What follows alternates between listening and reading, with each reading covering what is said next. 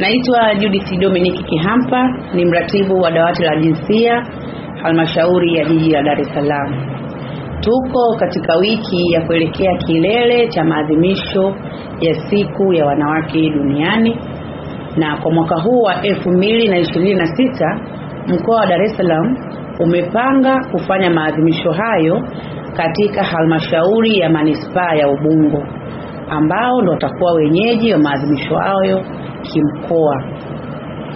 Kama halmashauri ya jiji la Dar es Salaam tumepanga shughuli mbalimbali kuelekea katika siku hii ya maadhimisho ya siku ya mwanamke duniani.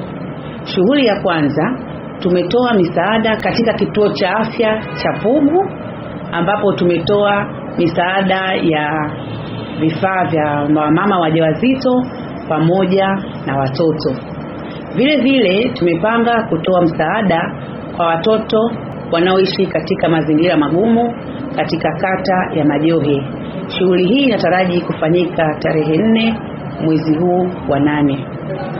Vile vile katika kumwezesha mwanamke na katika kupinga ukatili wa kijinsia, halmashauri imepanga kutoa mafunzo katika kamati za kupinga ukatili wa kijinsia katika masoko 10, ambapo kamati hizo zitafanyiwa mafunzo hayo kuanzia tarehe 6, 7 na siku ya kilele tarehe 8.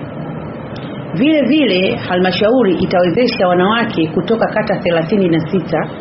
Jumla ya wanawake 500 watawezeshwa kutoka katika kata hizo kwenda halmashauri ya manispaa ya Ubungo kwa ajili ya maadhimisho.